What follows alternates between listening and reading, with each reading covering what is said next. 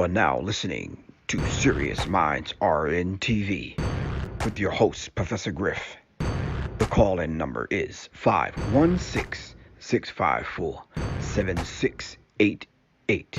That's 516-654-7688. This is Professor Griff, and this is Serious Minds RNTV. Serious Minds for Serious Minds. Seriously. I don't know what happened to the black men in this community, college. I don't know what happened to them. The Alternative Black Studies online course with instructor Professor Griff. Sign up today at www.professorgriff.me and Serious Minds Institute.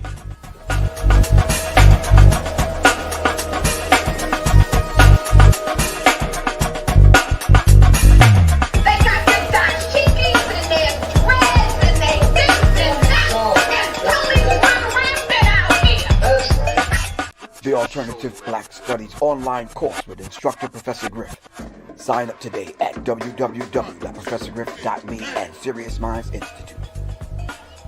The Alternative Black Studies online course with instructor Professor Griff. Sign up today at www.professorgriff.me and Serious Minds Institute. Thank you.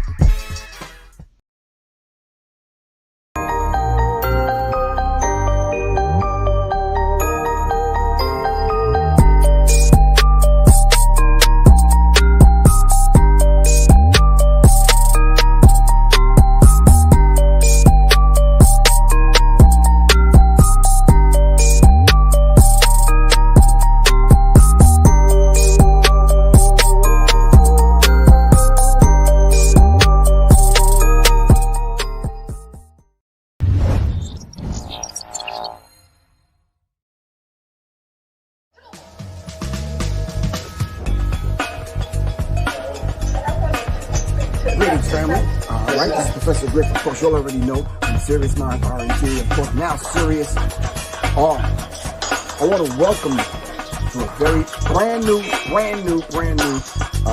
that I'm giving online. It's called Developing an Urban Tactical Mindset. You can register now at www.professorgriff.me. Once again, this is Professor Griff, and I'm welcoming you to Developing an Urban Tactical Mindset, a 6 weeks online course with scheduled in-person dates. All right, I want to see you guys in class. Register now. Go to www.professorgriff.me.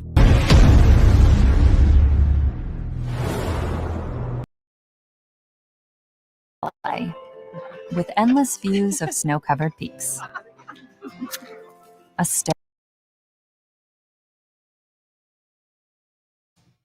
What? Greetings, family. Greetings to everyone. This is Professor Griff, and of course, you'll already know this is Serious Minds are in TV. Quan, what's good with you? Shout out to the Serious Minds family that decided to join us on this, I don't know, late Friday. I don't know. I'm just, since I changed the time, and supposedly it's supposed to be a new year. Trying to do some different things, coming on different times. Let the notification do what the notification is supposed to do. All right, so shout out to everyone. All right, hold on for a second. Mr. Maurice, sir, I am on live right now. I'm going to have to call you right back after I get off my show. Nah, no problem. I got you good, bro. All right. Peace to everyone joining us in the chat room. Please make sure you hit the like button, subscribe, and please share, fam. All right. If you would like to participate in the Alternative Black Studies course, you can do that. Go to my website, www.professorgriff.me, or just give me a text, give me a call. I'll send you some information about it. All right. All right. If you would like to sign up, all right, you got 2 more days left. If you would like to sign up for the Developing an Urban Tactical Mindset, the 6 weeks online course, you can do so by sending me a text message at 678-557-2919. All right, 678-557-2919. Shout out to everyone that's joining us on IG. Definitely YouTube, where you're supposed to be, and definitely Facebook and Twitter, and might be on Periscope. All right. We're supposed to be broadcasting to at least 4 or 5 different locations at one time. If you would like to support independent black media, you can do so by starting right here. All right. With your Cash App donation, $ Professor Griff, whatever you want to donate. $1, $2, food stamps, Captain Crunch coupons, Frosted Flakes, some ramen noodles, whatever. Just some advice. All right. Or just simply purchase something. All right. Where can they purchase something, Matt Kwan? You could purchase, I don't know, where is it? Hold on. I got it for y'all on IG. All right. We're going to be definitely going to be talking about the verdict tonight. But you could purchase some PE Snap Blacks. All right. All right. You could purchase some Snap Blacks. Snapbacks. All right. You can purchase some mags, or you could just come take the class. All right. You can support it any way you'd like to support. All right. I realize a lot of people that have rifles and guns, when you ask them, they don't even know what they have. We need to talk about that in the class, fam. But tonight's subject we're going to be talking about: judge holds a moment of silence before sentencing 3 men convicted of killing Ahmaud Arbery. Ahmaud Arbery, however you want to pronounce it. That is not the point. The point, because how many times people that supposedly speak English jack up other languages? Well, that's exactly what's happening with us. English is not our language. See, most of y'all forgot that because y'all educated or edumacated, or you think you know too damn much. All right. You're right, Quan. Interesting. In my Dr. Francis Cress Welsing's voice, when we talk about racism, white supremacy in the 9 areas. All right. So when we talk about this idea of replacing racism, white supremacy with justice.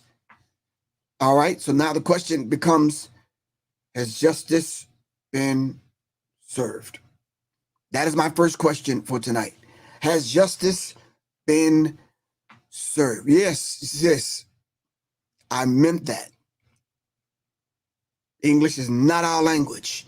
It's a foreign language. So if you hear us jacking up some words and you sit back and laugh, silly Negroes. Silly Negroes.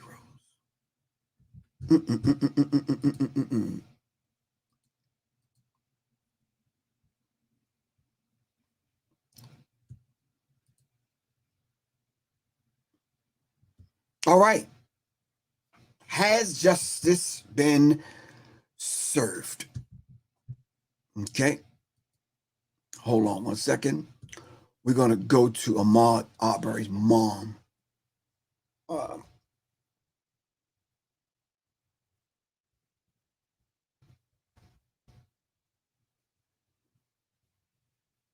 Let's just see. I think I heard it earlier when she gave her statements, man. Man. This is a case where they weren't even pursuing anyone for a while. If you can remember early on, they weren't pursuing anyone. No one. Like Literally no one.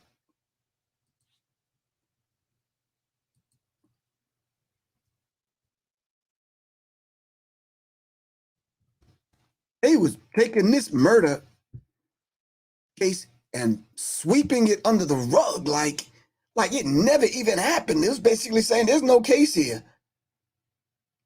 Wow. So when you really sit back and really collect your thoughts on a human level,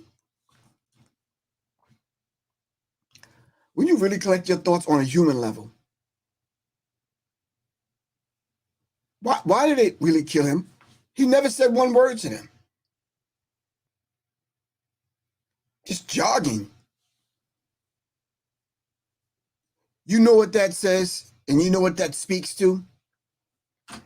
Nigga, you don't belong here. And the nerve of these people,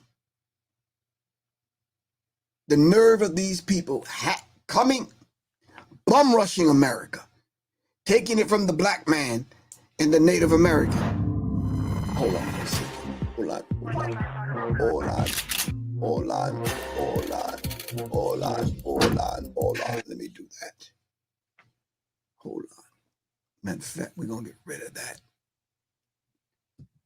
Bum rushing America and stealing the land. All right? Raping, pillaging, murdering. And then setting laws up. All the laws that prevent us from even being on the level of humans, and then wrote us in their documents in that way. So now, when we want to exercise a degree of freedom in which they said that they gave us, they said we were free. So when we want to jog, walk, breathe, sleep, drink, do whatever we do while black, all of a sudden, it's a problem. So, but because they didn't get the response that they want to get out of him, their only recourse, according to them and what happened, and we saw what happened, and we heard what happened, is kill him. Because you couldn't get a response from the man? Kill him? Wow. Yes.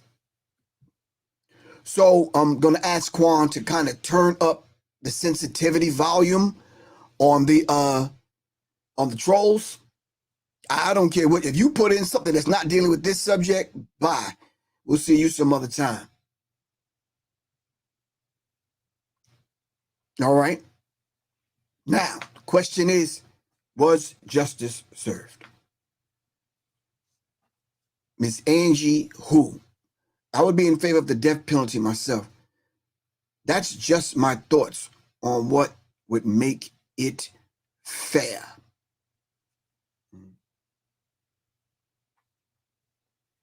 What would make it fair, she says. That would make it fair. In her spirit, in her heart, in her mind, that would make it fair in Angie's spirit. Okay? What would make it fair to you?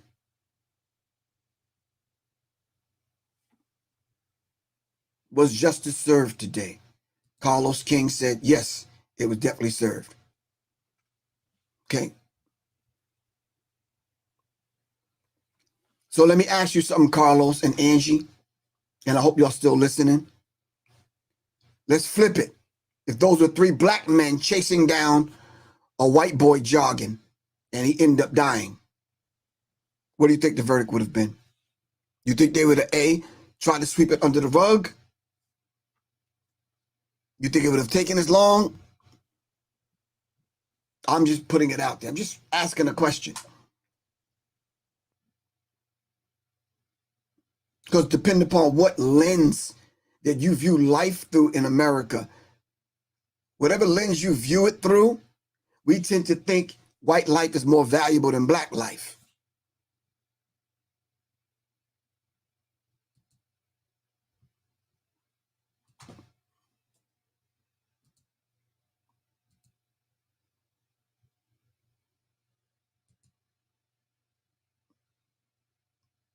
So I'm saying to you, Angie, when you're talking about fair,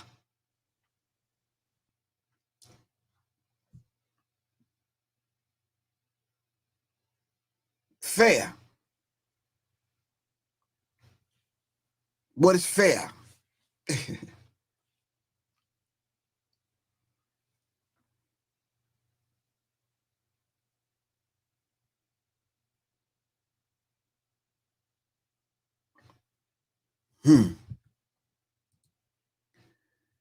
It's rough. So let's watch a clip real quick and we'll get back to that question, if y'all don't mind. I'm sure you don't. Okay.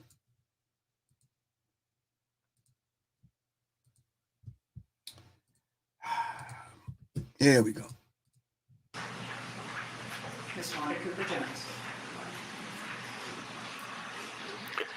Good morning. Good morning, Your Honor. I want to first speak directly to my son, if I please. This verdict doesn't bring you back, but it does help bring closure to this very difficult chapter of my life. I made a promise to you. Today, I laid you to rest. I told you I love you, and someday, somehow, I would get you justice. Son, I love you as much today as I did today that you were born. Raising you was the honor of my life, and I'm very proud of you. Your Honor, these men have chose to lie and attack my son and his surviving family. They each have no remorse and do not deserve any leniency. This wasn't a case of mistaken identity or mistaken fact. They chose to target my son because they didn't want him in their community. They chose to treat him differently than other people who frequently visited their community. And when they couldn't sufficiently scare him or intimidate him, they killed him. My youngest son, he was born on Mother's Day of 1994. He had a smile so bright it lit up a room. He was a greedy baby that seemed like he was always searching for something to stick into his mouth. He was always a loving baby who seemed to never tire of hugs, cuddling, and kisses. He loved, he never hesitated to tell me, his sister Jasmine, and his brother Marcus that he loved us. And Your Honor, we loved him back. He was messy. He sometimes refused to wear socks or take good care of his good clothing. I wish he would have cut and cleaned his toenails before he went out for that jog that day. I guess he would have if he knew he would be murdered. My family is gonna miss Ahmaud. We're going to miss his jokes, his impersonations, his warm smile.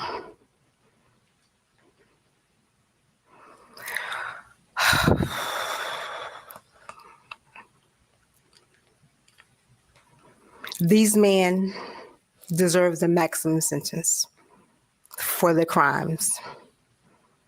Ahmaud never said a word to them. He never threatened them. He just wanted to be left alone.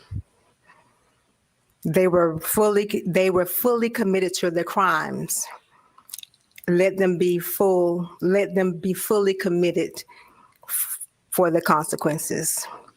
Your Honor, I'm standing here for you as the mother of Ahmaud Arbery, asking you to please give all 3 defendants who are responsible for the death of my son the maximum punishment in this court, which I do believe is life behind bars without the possible chance for parole. Thank you.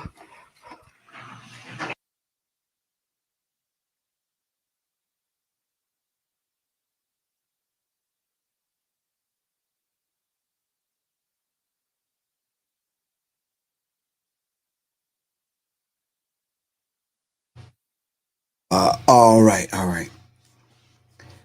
That was Ahmaud Arbery's mom speaking today before the sentencing. And she made reference to the fact that if he had known he would be murdered, he would have cleaned his toenails. A direct response to what one of the defense attorneys had said about him. And I like the way she put that. If he would have known, only if he'd have known that he would be murdered, maybe he would have, I don't know, combed his hair. Maybe he would have done a lot of things. Maybe he went jogging that day. Maybe, like so many other people, maybe he wouldn't have walked in to a house that was being built just to check out whatever he was checking out, because many other people have done that. Yeah. Rico Sadiq, I don't understand. Yeah, one of my children was greedy. What do you mean? What the fuck? What do you mean? A couple of my children were really messy. Are you a parent? If you a parent, then you understand what she's talking about. Right now, I call my wife the greedy vegan.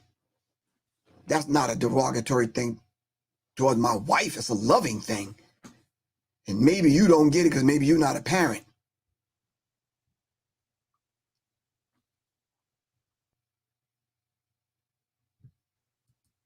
Quan, you got your work cut out for you. For real. So, was justice served? The idea that what Dr. Francis Cress Wilson gave us in reference to stating the fact that we must replace racism, white supremacy with a system of justice, it makes sense when you really think about it. The system that we presently live under, and that so many people on the other side of the fence use to our detriment, is not working. It's just not working.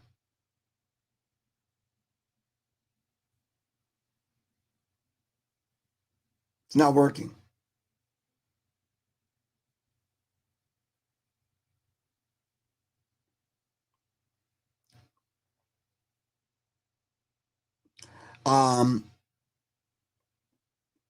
I think what she said in reference to her son's toenails, I think it sends shockwaves because it shows the levels on how low they will go. How low will you go?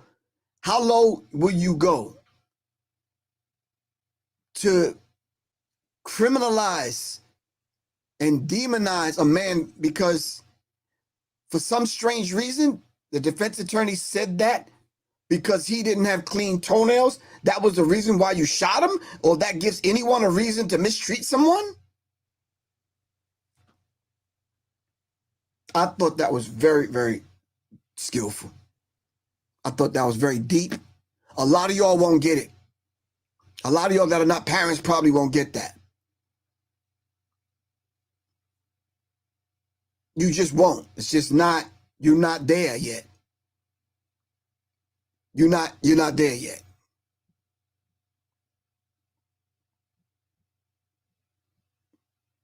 So how low will you go talking about the man's feet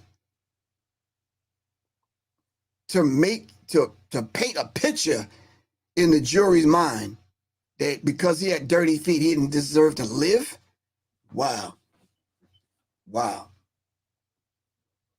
Wow.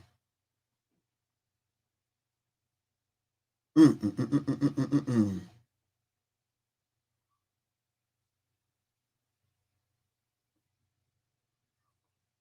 Yeah.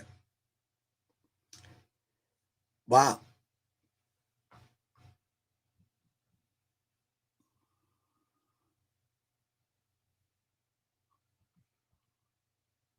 So what do you guys think? I don't want you to get, I don't want to give you all the Professor Griff version of what I think. What do you think?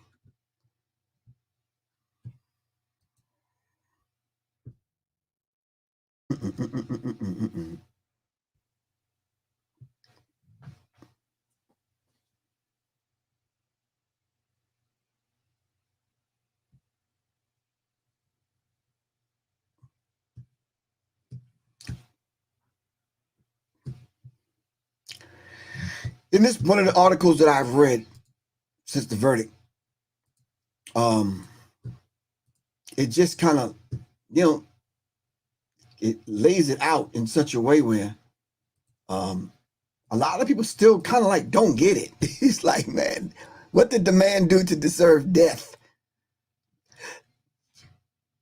Can y'all help me out with that?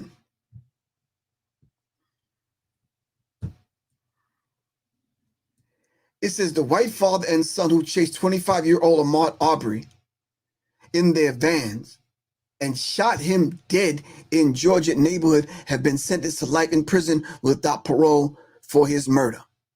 Travis Mcmichael, his father, Gregory Mcmichael, and the neighbor William Roddy Bryant Jr. were all sentenced Friday at the Glenn County Courthouse in Brunswick, Georgia, following emotional statements from Mr. Arbery's family. Michael Mcmichael, 35, was sentenced to life plus 20 years without the possibility of parole on 9 counts, including malicious murder after shooting Mr. Arbery's at close range with a shotgun twice. And they had a handgun. Gregory Michael was sentenced to life plus 20 years without the possibility of parole on 8 counts. 8 counts, including murder. 66-year-old man armed with a gun and jumped his truck with his son that day, chasing him like a rat and threatening to stop or blow your ass. I'll blow your ass away or ahead, something. Bryant, 52, was given a life sentence without the possibility of parole after convicted of 6 counts, including the murder of a felony, After juries heard how he spotted his neighbors chasing Mr. Arbery and had jumped into his truck to join them, should say. He then used his vehicle as a deadly 5,000-pound weapon to corner an attempt to strike an unarmed black man. All 3 were effectively sentenced to life because under state law, life with the possibility of parole means that parole can only be considered after 30 years in prison. Bryant will be 82 on the first chance at release, while the Mcmichaels will spend the rest of their lives in prison. That's it. The rest of their lives in prison. Yeah.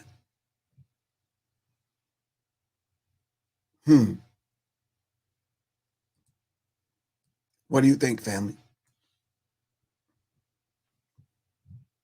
If you're looking at it through your lens, whatever lens that is, I don't know. I know in my 60 years being on the planet, 61 rotations around the sun, and I look at the justice or the injustice that's been heaped upon black people's heads. Sometimes I think, is that justice? Life in prison.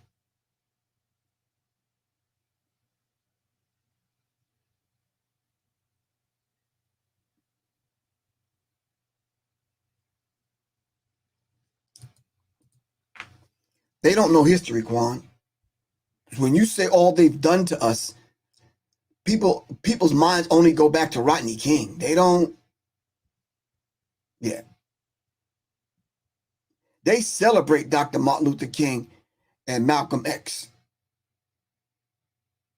This is why I don't like celebrating the death of the individual. Why can't we celebrate the birth of an individual? Because we later on in life, we tend to forget. We tend to forget, well, this is the day that he died. But how did they die?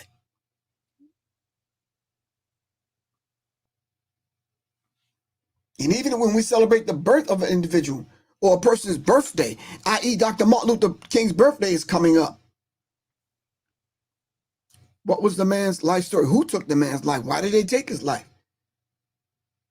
So when you see situations like this, it's like, wow, okay.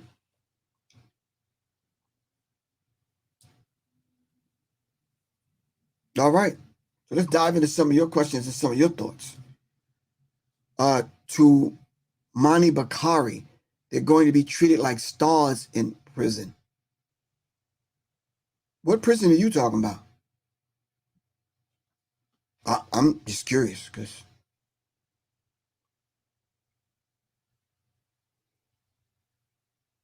yeah, what prison are you talking about? I'm just curious, bro. Mr. Bakari, what prison is this? From what history I do remember of people getting treated like prison stars when they go to prison were mobsters. That's only, yeah.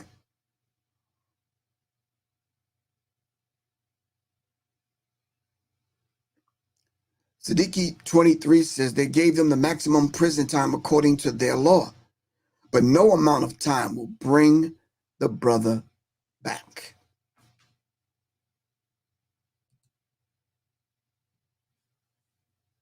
What prison is this, Bakari, you talking about, bro? I'm curious, man. I'm just curious, bro.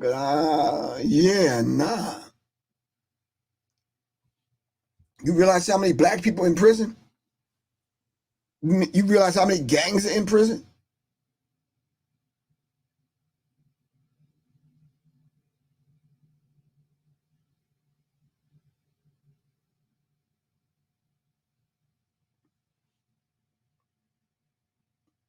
Michelle Ward says justice is finally served. Thank you, Grandmaster Jay and NFAC, Black Panther Party, and others for bringing this case to light.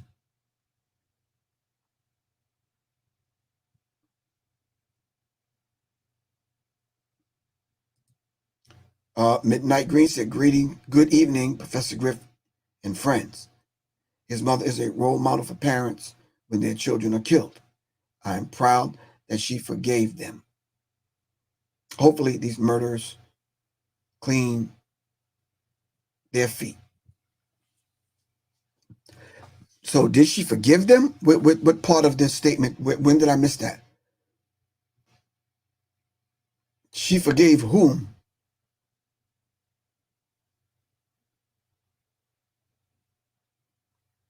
Bakari, you're telling me PC. PC stands for protective custody. What prison are you talking about?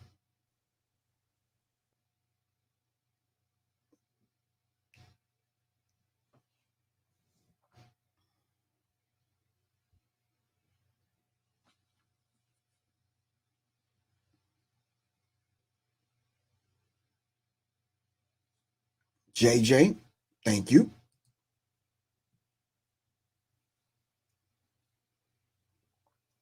I didn't see where she forgave them. I don't, where are you saying this at?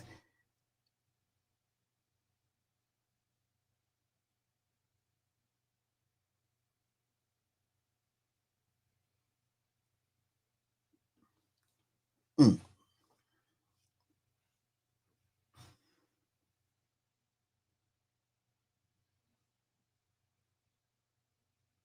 Miss Law, thank you very much for joining us.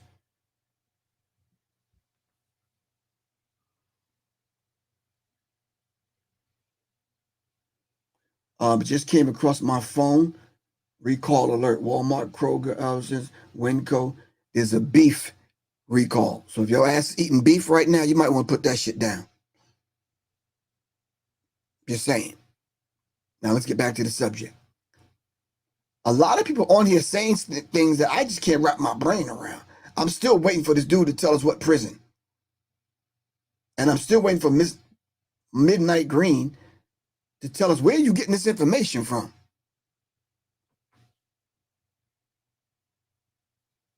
And why we always got to forgive these people for murdering us?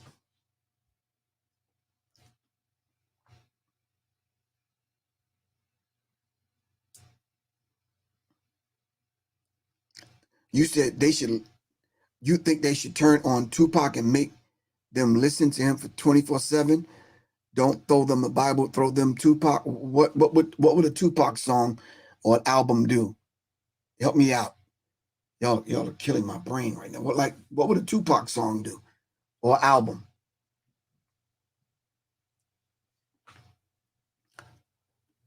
Quan, can you help me out, please? Starving over here. Starving, Quan. Let me start. Help me out. They're killing me.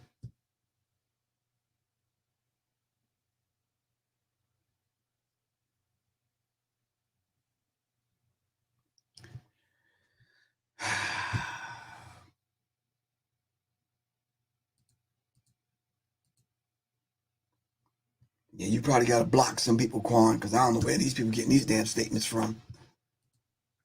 For real. Check it out, y'all. Start with this statement. As we all now know, based upon the verdict that was rendered in this court in November, Ahmaud Arbery was murdered. It's a tragedy. It's a tragedy on many, many levels. On February 23rd of 2020, almost 2 years ago, a resident of Glynn County, a graduate of Brunswick High, a son, a brother, a young man with dreams, was gunned down in this community.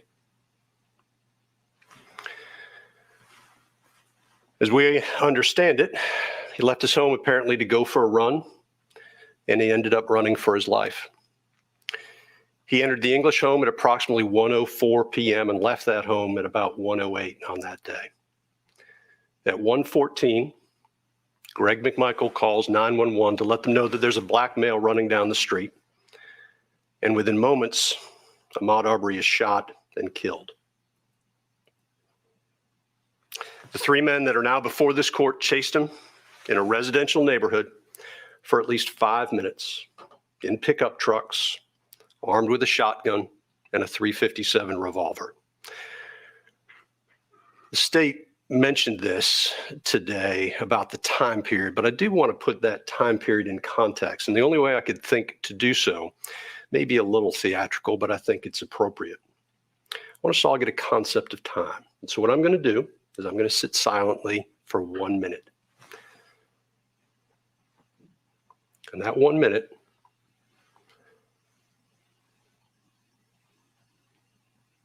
represents a fraction of the time that Ahmaud Arbery was running in Satilla Shores.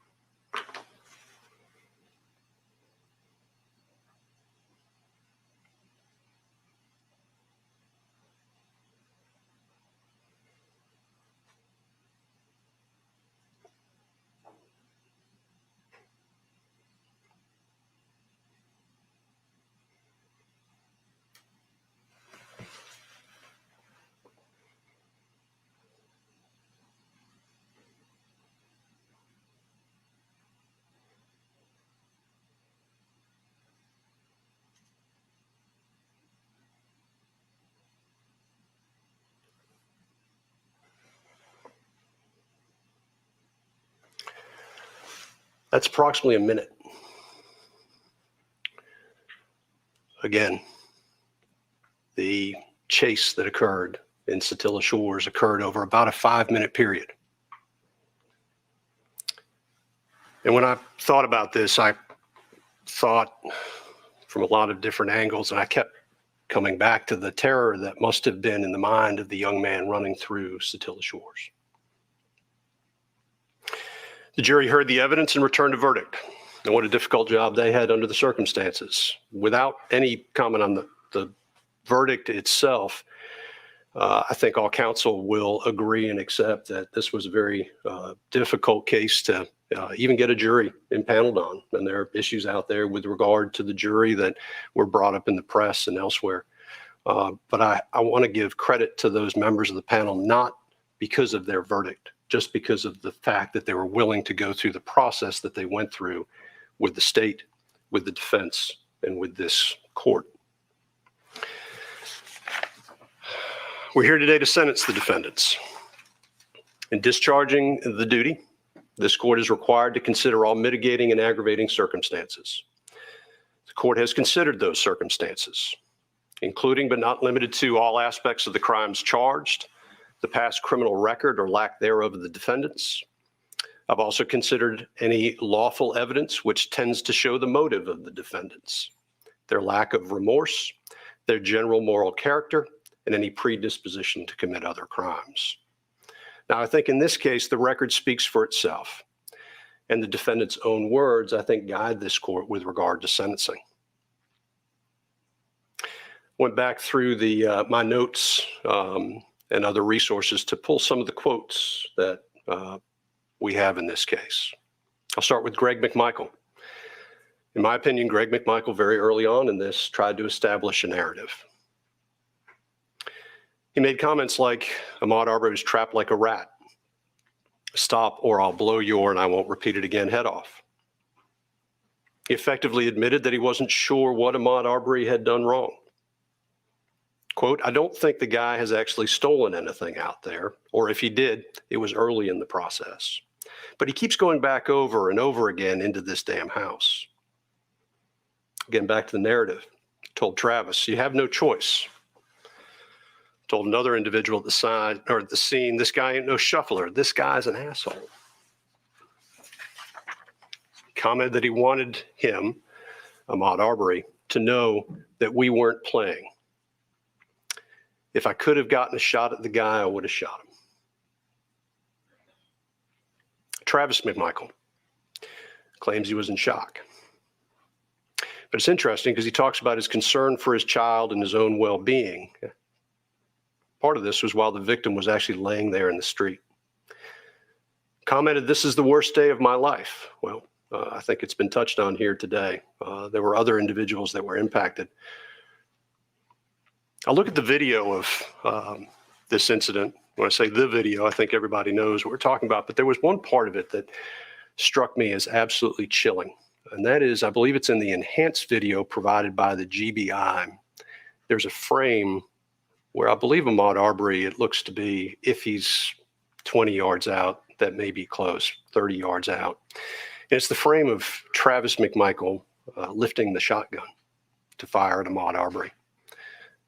And you watch that with context. And when I say context, after hearing the evidence in this case, again, thinking about a young man that had been running at that point for almost 5 minutes. And it is a truly disturbing scene.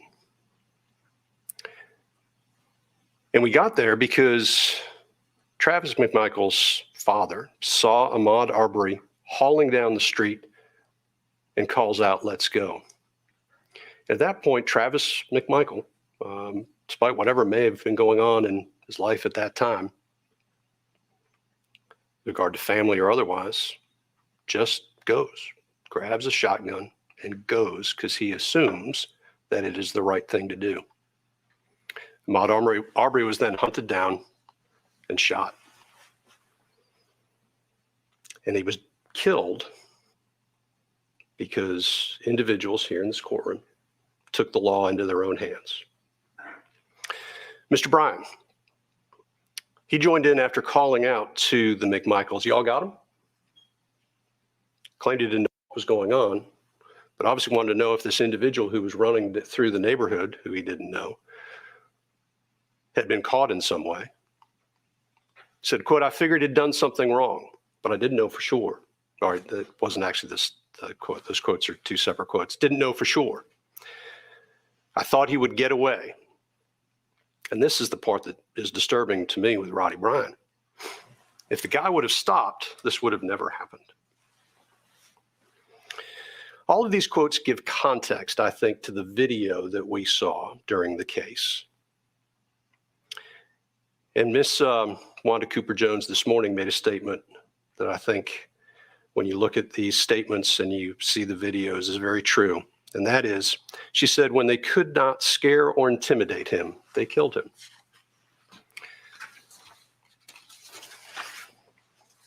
There's been discussion about remorse.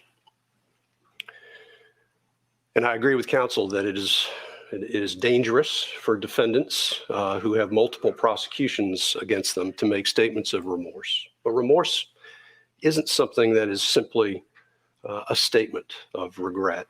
Remorse, I think, can be determined by looking at somebody's reaction to difficult circumstances and the reality of the situation that they're in.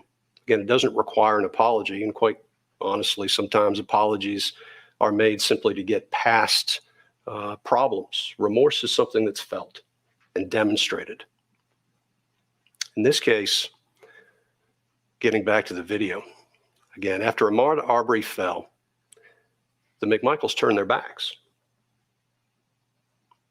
It's, again, a disturbing image, and they walked away. This was a killing. It was callous,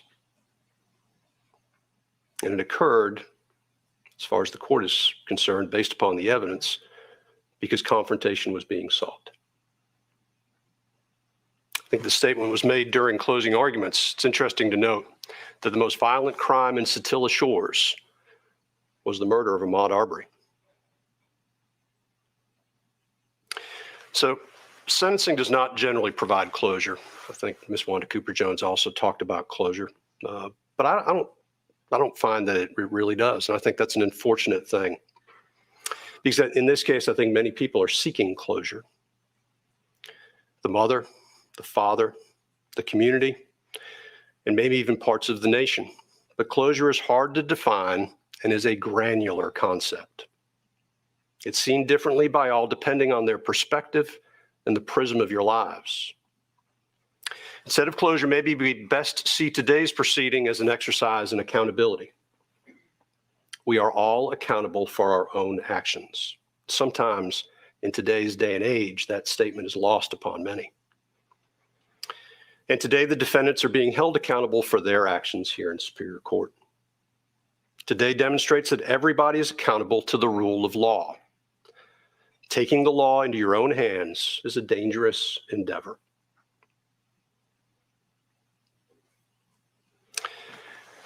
I'm not sure how this comes across. I'll say it anyway.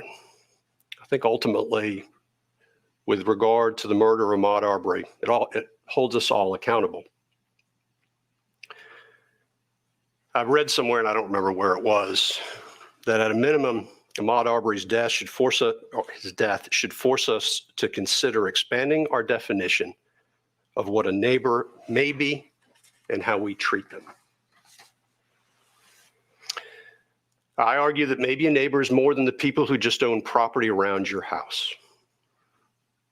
I also believe that in assuming the worst in others, we show our worst character. Assuming the best in others is always the best course of action. And maybe those are the grand lessons from this case. I will let others spend as much time as they want writing about it and talking about it. But those are my general thoughts with regard to this case and sentencing.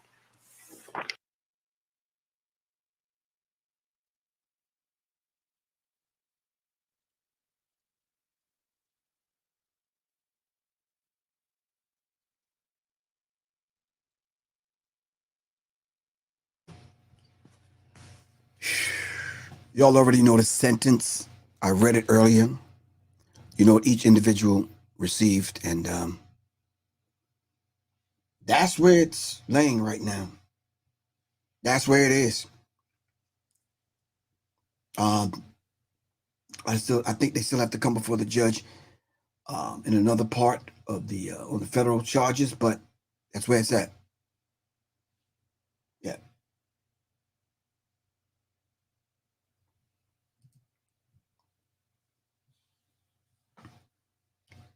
Justice in your eyes, whatever you think justice is, if you go back the last 500 years and you weigh that against one verdict or a couple of verdicts, or I don't know, whatever you think justice is, it probably won't measure up and compare on how long these people have been murdering and killing us. How many times men are being let out of prison now for 10, 20, 30, 40, 50 years, and they never did commit the crime. This is a system of racism, white supremacy, family. And as our now ancestor, Dr. Francis Cress Welsing, said, we have to replace it with a system of justice. If you're not moving towards that, then you could be the next Ahmaud Arbery. Love you all to life. This is Professor Griff. All right? Do your part, fam. All right? Peace.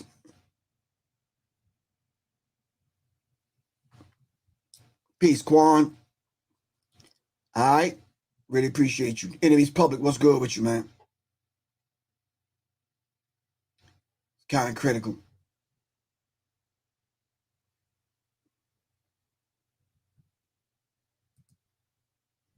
Kind of critical.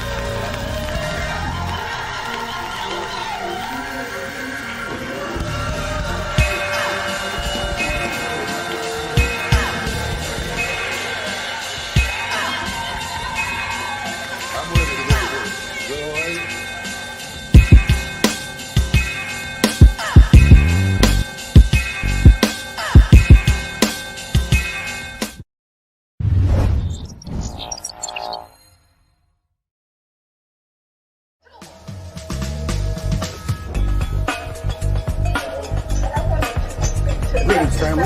All right, this is Professor Griff. Of course, you'll already know from Serious Minds R&T. Of course, now Serious R.